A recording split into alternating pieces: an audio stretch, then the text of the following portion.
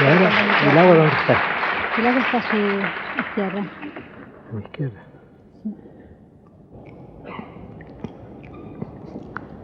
Señoras, señores, un acontecimiento capital de la historia de las naciones occidentales es el descubrimiento del Oriente.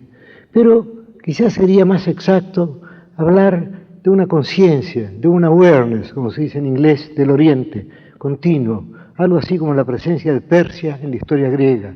Pero además de esa conciencia del Oriente, de algo vasto, magnífico, inmóvil y de algún modo incomprensible, hay algunos altos momentos. Y voy a enumerar algunos, desde luego mi catálogo no será infinito, pero hay algunos momentos que debemos señalar si queremos entrar en este tema que yo quiero tanto, que yo he querido desde la infancia, el tema del libro de las 1001 noches, o como se llamó en la versión inglesa en que yo primero lo leí, The Arabian Nights, las noches árabes, no sin misterio también, aunque el título es menos bello que el del libro de las 1001 noches. Bueno, voy a enumerar algunos hechos. Tenemos los 9 libros de Heródoto, y en esos 9 libros Heródoto revela el Egipto, el lejano Egipto a sus griegos. Digo el lejano Egipto porque aunque en el mapa estén cerca, sin embargo, como el espacio se mide por el tiempo y las navegaciones eran azarosas, Egipto estaba lejos y el mundo egipcio era un mundo que se sentía como mayor, como misterioso, desde luego, y tendremos una primera revelación del Oriente, ya que se ha convenido que el Egipto es el Oriente. Después vamos a examinar las palabras Oriente y Occidente, que son tan interesantes que todos sentimos inmediatamente, que sin embargo no podríamos definir. Pasa con ellas lo que decía San Agustín que pasaba con el tiempo. ¿Qué es el tiempo? Si no me lo preguntan, lo sé. Si me lo preguntan, lo ignoro. ¿Qué son el Oriente y el Occidente? Si me lo preguntan, lo ignoro, pero buscaremos alguna aproximación, una respuesta siquiera aproximativa a esta pregunta. Y luego podemos tomar otros momentos. Tenemos desde luego los encuentros, tenemos las guerras y tenemos sobre todo las campañas de Alejandro que conquista la Persia, que conquista la India y que muere finalmente en Babilonia, según se sabe. Y ahí tenemos un primer encuentro con el Oriente, un encuentro que afectó tanto a Alejandro, que de algún modo renegó de ser griego y se hizo parcialmente persa, y los persas ahora lo ven como un personaje persa. Alejandro que dormía con la Ilíada y con la espada debajo de la almohada. Y vamos a volver a Alejandro más adelante. Pero ya que he mencionado el nombre de Alejandro, quiero referirles una leyenda que amenizará esta conferencia, estoy seguro. Según esta leyenda, Alejandro no muere en Babilonia a los 32 años, como se creía. Alejandro se separa de su ejército y va vagando por desiertos y por selvas y luego ve una claridad. Esa claridad es la de un fuego y luego ve soldados alrededor de la fogata y esos soldados son soldados de tez amarilla y de ojos oblicuos. No lo conocen, él lo acogen, él está muriéndose de hambre y de sed y luego como su profesión al fin de todo es ser un soldado, él es un soldado en ese ejército y participa en batallas, esas batallas por una geografía del todo desconocida para él, pero en fin, él es un soldado que le importan las causas, él sabe pelear y está listo a morir. Y así pasan los años y él se ha olvidado de tantas cosas y llega un día en que pagan a la tropa y entonces entre las monedas hay una que de algún modo lo conmueve. Alejandro la tiene en la palma de la mano y luego se dice, ya es un hombre viejo, sí, esta es la medalla que yo hice forjar, esta es la medalla que yo hice acuñar cuando yo era Alejandro de Macedonia para ganar la batalla de Arbela, para celebrar la victoria de Arbela. Y luego recuerda en ese momento su pasado y luego vuelve a ser un mercenario en un ejército tártaro o chino o lo que fuera. Bueno, después hablaremos sobre esta leyenda tan hermosa, sobre esta supuesta vejez de Alejandro, muchos años después de lo que se cree su muerte, a los 32 años en Babilonia. Además, a Alejandro le había sido predicho el dominio del Oriente y del Occidente, y volveremos a encontrarlo bajo el nombre extraño de Iskandar Zualcarnain, Alejandro Bicorne, de Macedonia. Alejandro Bicorne porque dispone de los dos cuernos, el Oriente y el Occidente, y aquí estamos otra vez en nuestro tema. Pero antes, veamos otro ejemplo de ese largo diálogo entre el Oriente y el Occidente, ese diálogo no pocas veces sangriento y trágico. Y podemos pensar en Virgilio, podemos pensar en el joven Virgilio que está palpando y que se siente muy conmovido porque tiene en sus manos una seda estampada que le llega de un país lejano, el país de los cines, de los chinos, del cual él solo sabe que son un país lejano y pacífico, muy numeroso, que habita en los últimos confines del Oriente. Ya volveré sobre la palabra Oriente también. Pues bien, Virgilio recuerda esa seda inconsútil que le ha tocado, recuerda que está estampada, recuerda las extrañas imágenes, podemos pensar en pagodas, en emperadores, en ríos, en puentes, en árboles distintos de los que conocía Virgilio, y las recuerda en las geórgicas. Y luego tenemos también las menciones del Oriente en aquel libro admirable que deberíamos releer para nuestro placer, que se llama La Historia Naturales de Plinio.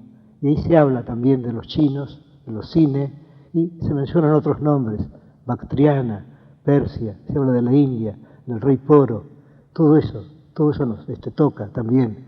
Y luego hay un fragmento de Juvenal que yo habré leído hará más de 40 años y que de pronto me viene a la memoria para hablar de un lugar lejano. Juvenal dice, ultra aurora et Gangem, más allá de la aurora y del Ganges. Y de esos 4 versos está el Oriente para nosotros, más allá de la aurora y del Ganges. Tenemos una expresión perfecta del Oriente, no una expresión razonable como la que yo trataré de dar, pero es una expresión poética inmediata. Y quién sabe si Juvenal la sintió como la sentimos nosotros. Yo creo que sí. Siempre el Oriente tiene que haber ejercido una suerte de fascinación sobre los hombres. Y luego podemos proseguir en la historia y llegamos a un regalo, un curioso regalo. Posiblemente no ocurrió nunca. Se trata también de una leyenda que Harún al-Rashid, Harún el ortodoxo, envía a su colega, Carlomagno, le manda un elefante. Se dirá que es imposible haber mandado un elefante desde Bagdad hasta Francia, pero eso me importa. Nada nos cuesta creer en ese elefante que es un monstruo. Pero recordemos que la palabra monstruo no significa algo horrible. La palabra monstruo significa algo digno de ser mostrado. Y así a Lope de Vega lo llamaban monstruo de la naturaleza. La palabra monstruo no se empleaba en sentido peyorativo antes como se emplea ahora. Monstruoso era lo digno de ser mostrado, lo digno de ser admirado. Pues bien, tenemos ese elefante que tiene que haber sido tan extraño para los francos, que tiene que haber sido tan extraño para aquel rey germano, Carlomagno.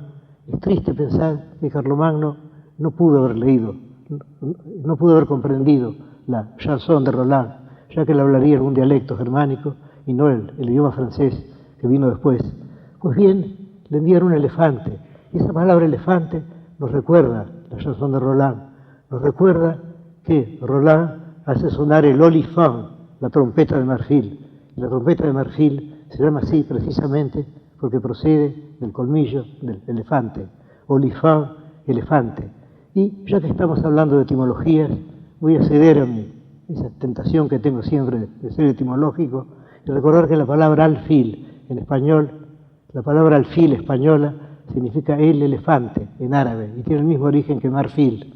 Ya que en piezas de ajedrez orientales yo he visto un elefante con un castillo y con un hombrecito. Y esa pieza no era la torre, como podría pensarse por el castillo, sino el alfil, el elefante. Bueno, tenemos esa presencia del Oriente, y esa presencia abusada a veces. Y luego tenemos las cruzadas. En las cruzadas los guerreros vuelven y traen memorias de leones, por ejemplo. Tenemos aquel famoso cruzado, Ricardo, Cœur de Lion, Richard the Lion-Hearted, Corazón de León. Y el león entonces ingresa en la heráldica europea y es un animal del Oriente, también. Bueno, desde luego esta lista no puede no puede ser infinita, pero tenemos que recordar también a Marco Polo, que trae un libro que es una revelación del Oriente. Durante mucho tiempo fue la mayor revelación. Aquel libro que él dictó a un compañero de cárcel después de una batalla en que los venecianos fueron vencidos por los genoveses. Pues bien, ahí está una historia del Oriente, y ahí precisamente se habla de Kublai Khan, que reaparecerá después en un sueño de Coleridge, como veremos. Bueno, tendríamos pues otra revelación del Oriente en el libro de Marco Polo. Y luego, ya estamos acercándonos a nuestro tema, ya estamos llegando al siglo XV. Y en el siglo XV se edita, se recoge en Alejandría, la ciudad de Alejandro Bicorne, ahí se recoge en Alejandría una serie de fábulas. Esas fábulas tienen una extraña historia. Esas fábulas, según se supone, fueron narradas al principio en la India, luego en Persia, luego en el Asia Menor y finalmente, ya escritas en árabe, se compilan en Persia, y ese es el libro de las 1001 noches. Quiero detenerme en el título, 1001 noches. ¿Por qué 1001 noches? Es uno de los títulos más hermosos del mundo. Yo creo que la belleza reside en el hecho de que para nosotros la palabra 1000 es una palabra sinónima de infinito. Decir las 1000 noches es decir las infinitas noches, las muchas noches, las innumerables noches. Pero decir 1001 noches es agregar un día al infinito. Y aquí hay una expresión curiosa, una expresión inglesa muy curiosa. A veces, en lugar de decir para siempre, forever, se dice forever and a day, para siempre y un día. Se agrega un día a la palabra siempre. Y esto nos recuerda el epigrama, más bien triste, de Heine, que le dice a una mujer, te amaré eternamente y aún después. Bueno, es la misma idea, la idea de agregar algo al infinito. Y creo que la idea de infinito es una idea consustancial de las 1001 noches. No podemos prescindir del infinito. Y luego ocurre algo el año 1704, pero lo mencionaré de paso, luego volveré sobre él, y ese algo es la traducción de las 1001 noches y la publicación del primer volumen de esa obra en 6 volúmenes por el orientalista francés Antoine Galland. Y esto ocurre en Caen, en Normandía. Esto nos recuerda a los vikings, que también tuvieron alguna noticia del Oriente, salvo que lo llamaban Sarkland, tierra de sarracenos. Y cuando lo mencionan en la Heimskringla, por ejemplo, no se sabe si se refieren a España, o si se refieren al norte de África, o si se refieren acaso a las tierras que rodean el Mar Negro. Todo era lo mismo para ellos, tierra de sarracenos. Puede ser Egipto, puede ser España, eso no importa.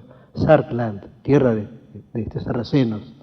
Luego tenemos más adelante el movimiento romántico, y entonces ya el Oriente entra plenamente en la conciencia de Europa. Y basta mencionar dos altos nombres, el de Byron, más alto por nuestra representación que por su obra, y el de Hugo, alto de todos modos. Creo que no puede admirarse demasiado a este Víctor Hugo. Y luego vienen otras versiones de las noches, y luego tenemos otra gran revelación de la India, otra gran revelación del Oriente, que es la revelación operada hacia 1890 y tantos por Roger Kipling. Y ahí tenemos continuamente la palabra Oriente, y if you've heard the East calling, si has oído llamar al Oriente, no dirás ninguna otra cosa. Y mientras tanto, las traducciones de las 1001 noches. Y ahora volvamos a ese momento en que se traducen por primera vez las 1001 noches, que es un acontecimiento capital para todas las literaturas de Europa. Porque debemos pensar en la fecha. Pensemos, estamos en el año 1704, en Francia. Es la Francia en que la literatura está legislada por Boileau. Boileau muere en 1711, después de la publicación de las 1001 noches, y no sospecha que toda su retórica ya está siendo amenazada por esa espléndida invasión oriental de las 1001 noches. Pensemos en la retórica de Boileau, esa retórica hecha de precauciones, de prohibiciones. Pensemos en el culto de la razón, pensemos en aquella hermosa frase de Fenelon que dice: la razón es lo más raro que hay en las operaciones del espíritu. Encontramos muchas cosas en las operaciones del espíritu, imaginación, ensoñación, pero la razón es rara. Bueno, pues bien, Boileau quiere fundar la poesía en la razón, versifica admirablemente su retórica de prohibiciones, su retórica de límites, y sin embargo ahí ha entrado ese libro. Y ya que he hablado de Boileau, quiero hablar de Racine, que de algún modo fue su discípulo, o en todo caso se sujetó a esas leyes, y aquel verso admirable, dans l'Orient désert qu'elle devant la nuit. Ese verso que sin duda significa algo para nosotros que no pudo significar para Racine, porque Racine lo dijo en el curso de una fábula que no nos importa ya, que hemos olvidado, que yo en todo caso he olvidado. Pero dans l'Orient désert qu'elle devant la nuit. Tenemos la palabra Orient, y por una suerte de retruéco no feliz, en la palabra Oriente está la palabra oro. Y luego tenemos désert, ahí está el desierto, tenemos el oro y la arena, y luego el ennui, el tedio, y el tedio parece significar algo intemporal, lo contrario a las vicisitudes del tiempo.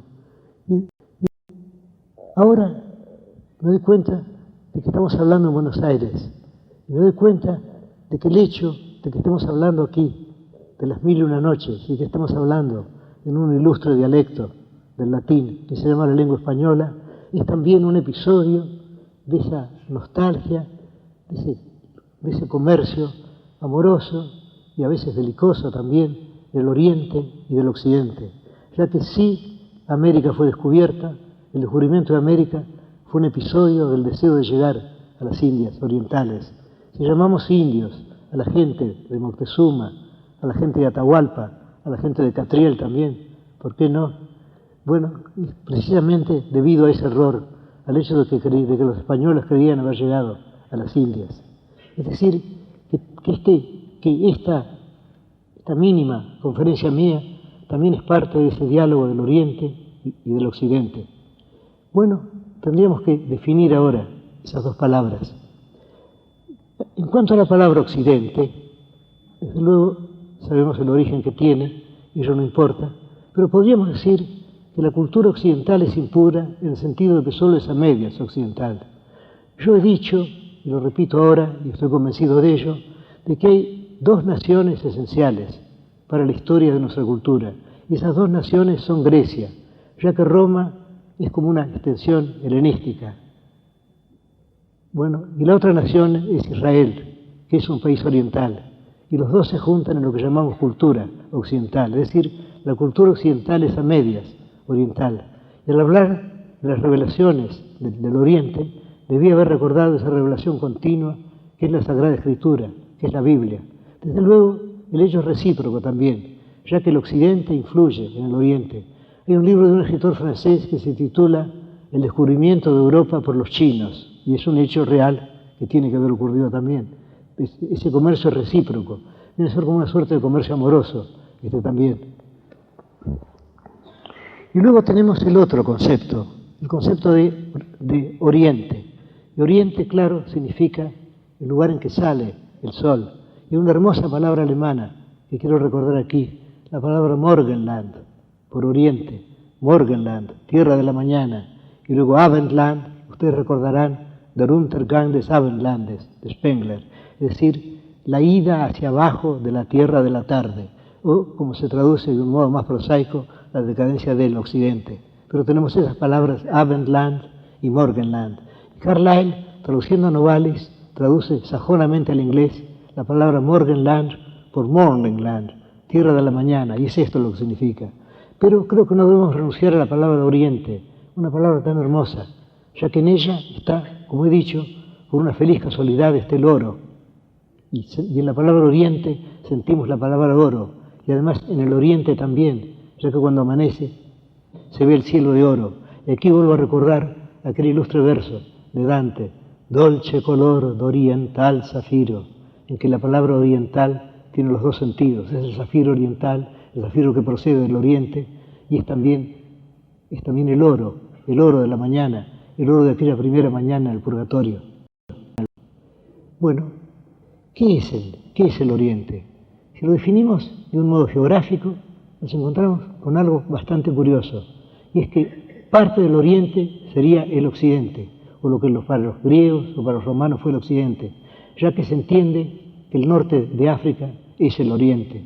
Evidentemente, Egipto es el oriente, también. Y luego tenemos las tierras del oriente, que son las tierras tenemos Israel, tenemos el Asia Menor, y luego Bactriana, Persia, la India, y todos esos países que se extienden más allá y que desde luego tienen poco en común entre ellos. Es decir, por ejemplo, digamos, Tartaria, la China, el Japón, todo eso es el oriente para nosotros.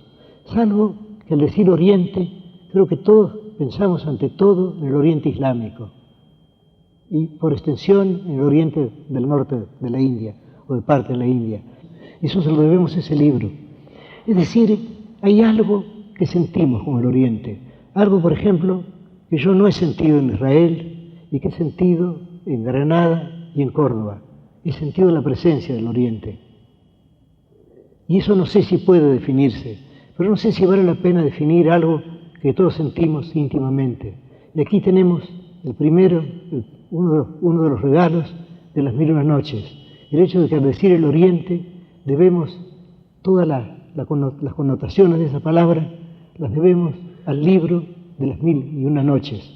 Es en lo que primero pensamos.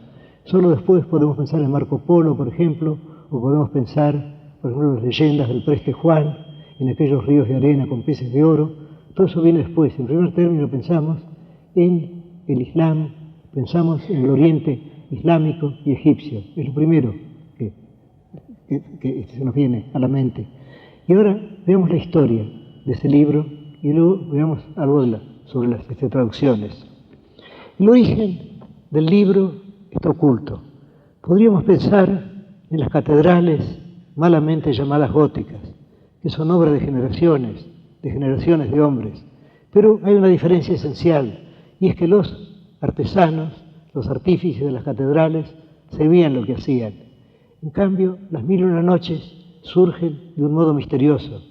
Son obra de miles de autores, y ninguno de ellos pensó que estaba edificando un libro ilustre, uno de los libros más ilustres de todas las literaturas, más apreciado en el occidente que en el oriente, según me dicen.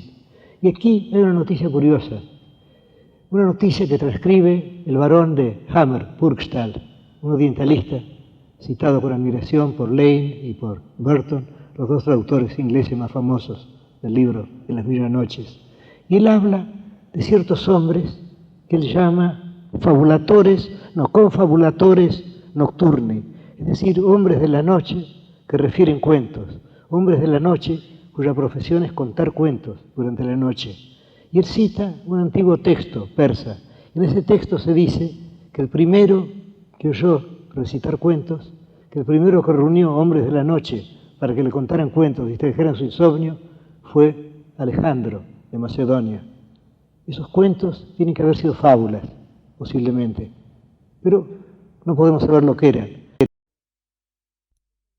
Y ya que he hablado de fábulas, querría decir que sin duda el encanto de las fábulas no fue al principio un encanto moral. Sin duda lo que encantó a Esopo o a los fabulistas hindúes, lo que les encantó fue la idea de imaginar animales que fueran como hombrecitos y referirnos a sus comedias y sus tragedias. Y que la idea, el propósito moral fue agregado al fin. Lo importante era el hecho de que el lobo conversara con el cordero y el buey conversara con el asno o el león conversara con un ruiseñor, por ejemplo. Eso tiene que haber sido lo importante para ellos. Pues bien, tenemos a Alejandro de Macedonia, lo tenemos según esa tradición, oyendo cuentos contados por esos anónimos hombres de la noche, cuya profesión era referir cuentos. Y esto parece que perduró durante mucho tiempo. Lane, en su libro Manners and Customs of the Modern Egyptians, es decir, modales y costumbres de los egipcios actuales, cuenta que hacia 1850 eran muy comunes los narradores de cuentos en el Cairo, que había como unos 50, y que muchas veces contaban, sin saber que sus mayores habían iniciado la serie, que muchas veces contaban los cuentos de las 1001 noches. De modo que tenemos una serie de cuentos. Esa serie de cuentos pasa de la India, donde se forma el núcleo central, según Burton, y según Cansinos Assens también, autor de una admirable versión española, pasan a Persia. Y luego en Persia los modifican, ahí ya los cuentos ya son algo distintos, y luego los arabizan y llegan finalmente a Egipto. Y esto ocurre a fines del siglo XV. A fines del siglo XV se hace la primera compilación. Y esa compilación procedía de otra, según parece, persa, que se llama Hatzar Afsane, es decir, los 1000 cuentos. Ahora, ¿por qué 1000? ¿Y por qué después 1001? Creo que hay dos razones. Hay una razón supersticiosa, y la superstición es importante en este caso, y se consideraba que las cifras pares eran de mal agüero. Y entonces se buscó una cifra impar, y felizmente se agregó 1001. Ya que si hubieran puesto 999 noches, pensaríamos que falta una noche. En cambio así, sentimos que nos dan algo infinito y que nos agregan todavía una yapa, podríamos decirlo en criollo, nos agregan todavía una noche. Es decir, bueno, pues bien, ese texto es leído por el orientalista francés Galland, y Galland lo traduce, y el libro aparece, según he dicho, en 1704. Pero antes, veamos en qué consiste ese texto, de qué modo está el Oriente en ese texto. El Oriente está en ese texto, ante todo, porque al leerlo nos sentimos en un país ajeno a la historia. Es sabido que la cronología, la historia existen, pero son ante todo preocupaciones occidentales. No hay historias de la literatura persa o historias de la filosofía indostánica. Esas historias no existen en Persia o en la India, tampoco hay historias de la literatura china, porque a la gente no le interesa la sucesión de los hechos. Es decir, se piensa que la literatura y la poesía son procesos eternos. Y yo creo que esencialmente tienen razón. Creo, por ejemplo, que el título, Libro de las 1001 noches, o, como quiere Burton, Book of a Thousand Nights and a Night, Libro de las 1000 noches y una noche, sería un hermoso título si hubiera sido inventado esta mañana. Si lo oyéramos ahora, pensaríamos qué lindo título. Y es lindo además, porque no solo es hermoso, como puede ser hermoso, por ejemplo, Los crepúsculos del jardín de Lugones, o Quand les violons sont partis de Moreas, sino que da ganas de leer el libro. Uno tiene ganas de perderse en las 1001 noches. Uno sabe que entrando en ese libro, uno puede olvidarse de su pobre destino humano. Uno puede entrar en un mundo, y ese mundo está hecho de unas cuantas figuras arquetípicas, y además de individuos también. Es decir, tenemos en las 1001 noches, tenemos algo, en el título, 1001 noches, ya tenemos algo muy importante. Tenemos la idea de un libro infinito, y virtualmente lo es. Los árabes dicen que nadie puede leer las 1001 noches hasta el fin, no por razones de tedio, no, el motivo no es ese. El motivo es que se sienten que el libro es infinito, y de hecho lo es. Yo tengo en casa los 17 volúmenes de la versión de Burton. Sé que nunca los habré leído a todos, pero sé que ahí están las noches esperándome, que mi vida puede ser desdichada, mi vida puede tener sus altos y bajos, como todas las vidas, pero ahí estarán los 17 volúmenes de Burton esperándome. Ahí estará ese mundo, esa especie de eternidad de las 1001 noches, del Oriente, lo que llamamos el Oriente. ¿Y cómo podríamos definir el Oriente? No el Oriente real, porque el Oriente real no existe. Yo diría que las nociones de Occidente y de Oriente son generalizaciones. Creo que ningún individuo se siente oriental. Supongo que un hombre se siente persa, se siente afgán, se siente hindú, se siente japonés, se siente malayo, pero no se siente oriental. De igual modo que nadie se siente, por ejemplo, latinoamericano. Nos sentimos argentinos, chilenos, orientales, lo que fuere. Pero no importa, el concepto existe. ¿Y cuál es la base de ese concepto? Es ante todo el de un mundo de extremos. Queremos un mundo en el cual las personas son o muy desdichadas o muy felices. Además, un mundo de extremos desde el punto de vista económico también. Un mundo de reyes que no tienen por qué explicar lo que hacen, de reyes que son irresponsables, como dioses, de sultanes. Y luego hay también la noción de tesoros escondidos, el hecho de que un hombre puede descubrir un tesoro. Y luego otro hecho muy importante para las 1001 noches, el hecho de la magia. ¿Y qué es la magia? La magia es una causalidad distinta. Es suponer que además de las relaciones causales que conocemos, hay otra relación causal. Y que esa relación causal puede deberse a accidentes. Puede deberse, por ejemplo, a un anillo, a una lámpara. Frotamos un anillo, frotamos una lámpara, y aparece el genio del anillo de la lámpara, y ese genio es un esclavo que también es omnipotente, que también es todopoderoso y que ejecutará nuestra voluntad. Y eso puede ocurrir en cualquier momento. Y aquí quiero recordar aquella fábula que ustedes conocen, la historia del pescador y del genio. Se habla de un pescador, tiene 4 hijos, es pobre, todas las mañanas se acerca al borde de un mar y tiende su red. Y ya la palabra un mar es una palabra mágica, porque ya nos sitúa en un mundo de, digamos, de geografía indefinida. El pescador no se acerca al mar, se acerca a un mar y ahí arroja su red. Y una mañana, de las mañanas, él arroja su red y la saca de 3 veces. Y saca un asno muerto, saca cacharros rotos, saca en fin, cosas inútiles. Y luego la arroja la 4ª vez, cada vez recita un poema. Y la 4ª vez la red está muy pesada y él espera que esté llena de peces, pero lo que saca es una jarra de cobre amarillo. Y esa jarra está sellada con el sello de Solimán, de Salomón.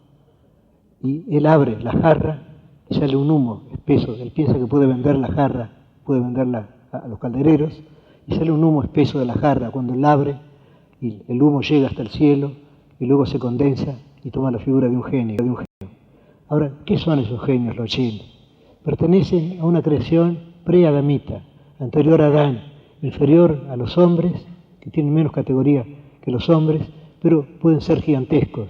Y, según los musulmanes, habitaban todo el espacio. Es decir, esta sala en que estamos puede estar llena de genios, salvo que son invisibles e impalpables.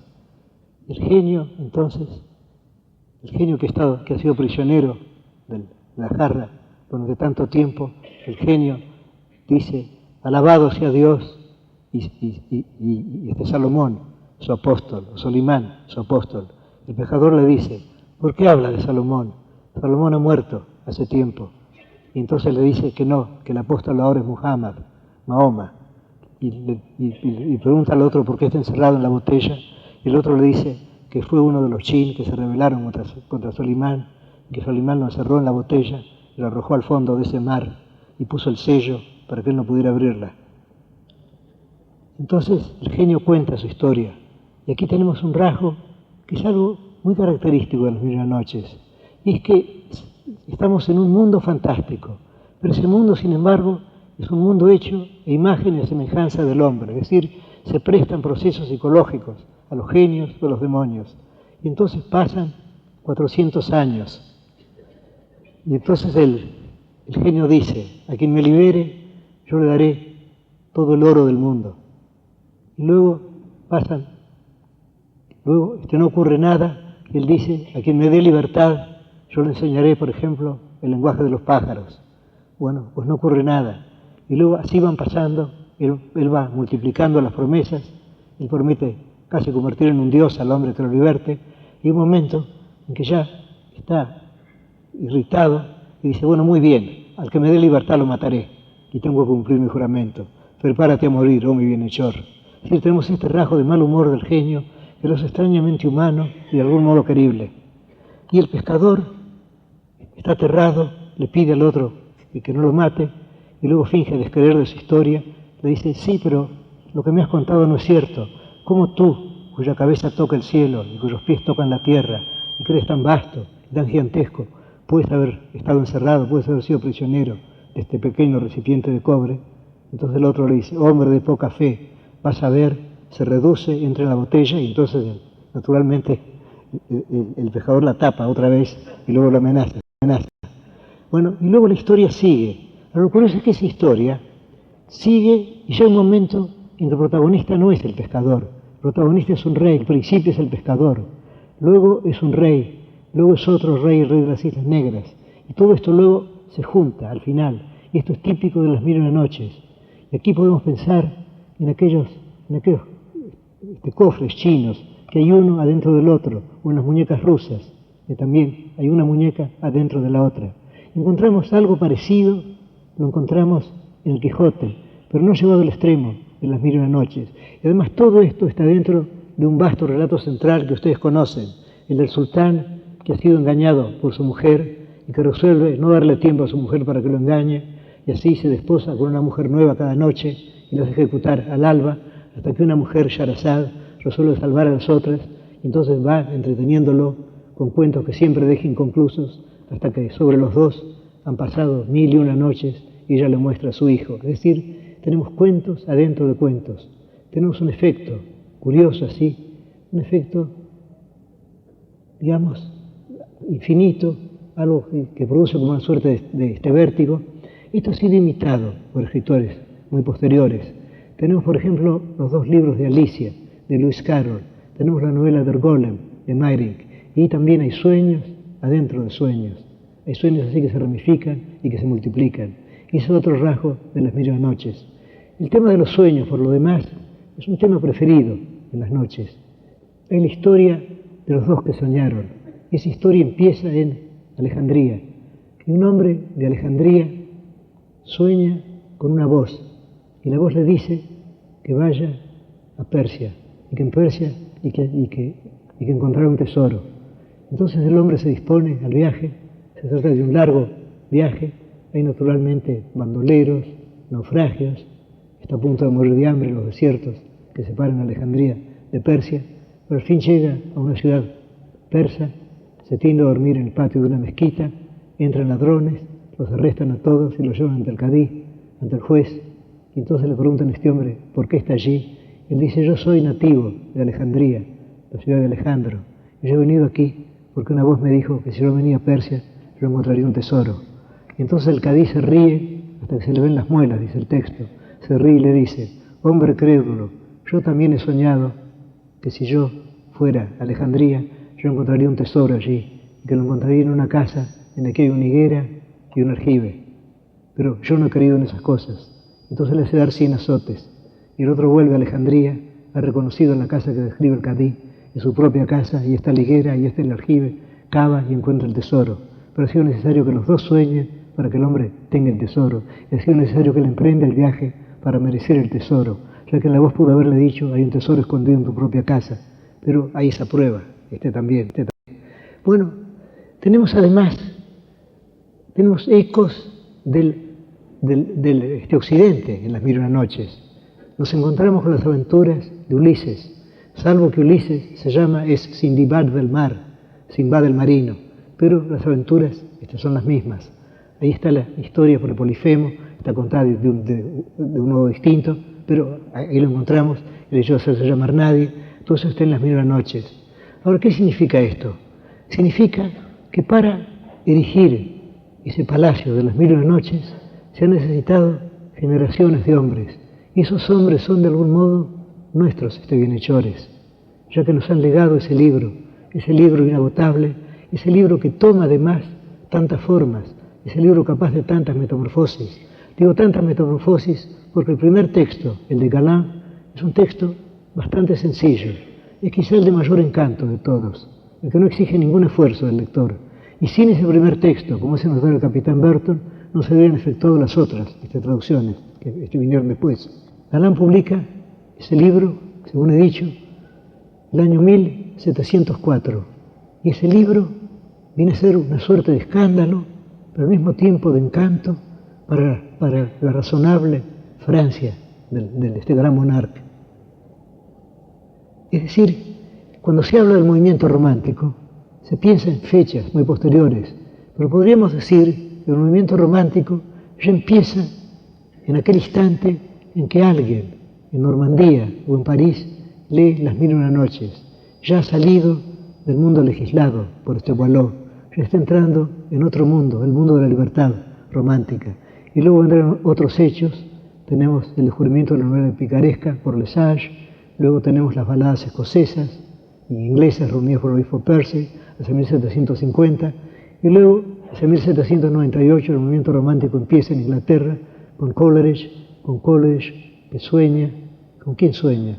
Sueña con Kublai Khan, el que protegió a Marco Polo. Vemos así lo admirable que es el mundo y lo entreveradas que están las cosas.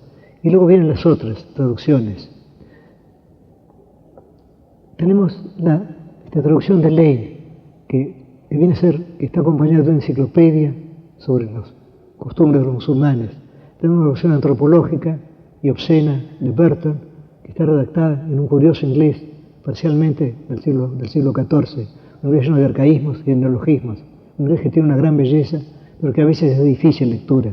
Y luego tenemos la versión licenciosa, en ambos sentidos de la palabra, del doctor Mardru, y tenemos una versión alemana, literal, pero sin ningún encanto literario, de Littmann, y luego ahora felizmente tenemos una versión española, hecha por quien fue mi amigo y mi maestro, Rafael Cancinos Asens. Y este libro ha sido publicado en México y es quizá la mejor de todas las versiones y está acompañada también de notas, como las otras. Ahora, hay un cuento que es quizá el más famoso de los cuentos de las mil y una noches, es la historia de Aladino y la lámpara maravillosa. Ahora, ese cuento no se encuentra en los textos originales. Ese cuento aparece en la versión de Galland y Burton buscó en vano una versión arábiga o persa de ese cuento. Y hubo quien supuso, creo que Silvestre Lassassi fue uno de ellos, que Galland había falsificado ese cuento. Pero la palabra falsificar es una palabra cruel, es una palabra injusta además. ¿Por qué no suponer que Galland tenía tanto derecho a inventar un cuento como aquellos hombres de la noche, como aquellos confabulatores nocturni del principio? ¿Por qué no suponer que él, después de haber traducido muchos cuentos, quiso inventar otro y lo hizo en el mismo estilo? Y este cuento de Aladino no está detenido en el relato que nosotros leemos, ya que hay otro hecho que yo querría contarles a ustedes. Y es que De Quincey, en su autobiografía, dice que para él había un cuento de las mil y una noches superior a los otros, y que ese cuento tan superior, incomparablemente superior, era la historia de Aladino.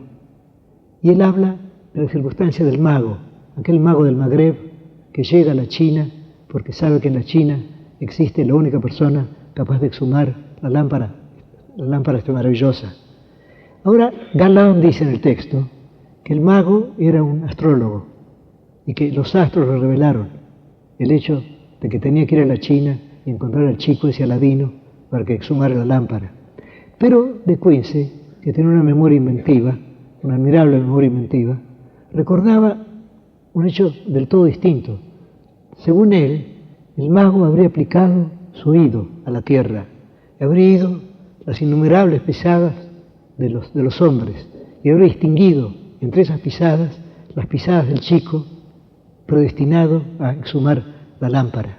Y esto, dice De Quincey, me llevó a mí a la idea de que todo el mundo es un mundo de correspondencias, de que el mundo está lleno de espejos secretos, de espejos mágicos, y de que en las cosas más pequeñas está la cifra de las mayores, y del microcosmo y del macrocosmo. Pues bien, De Quincey inventa esto. Esto no se encuentra en el texto, no se encuentra en ninguno de los textos. Es una invención de Quincey.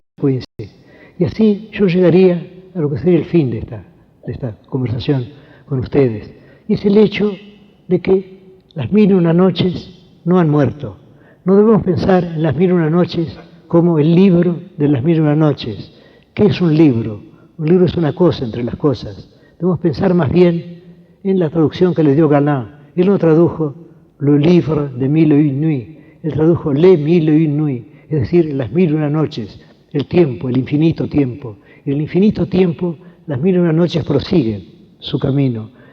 Vemos este hecho. A principios del siglo XVIII se traduce el libro. A principios del siglo XIX, o a fines del siglo XVIII, a principios del siglo XIX, De Quincey lo recuerda de otro modo. ¿Y qué significa este falso recuerdo de Quincey? Significa que las noches siguen ramificándose, significa que las noches no han muerto. Las noches tendrán otros traductores, y cada traductor nos dará una versión distinta del libro. Casi podríamos hablar de muchos libros titulados Las mil y una noches, 2 en francés redactados por de Galland y por Mardru, 3 en inglés redactados por Payne, por Lane y por Burton, 2 alemanes, tendremos el de Weil y el de Littmann, y ahora esta espléndida versión española. Y cada uno de esos libros es distinto. ¿Por qué? Porque las mil y una noches siguen creciendo.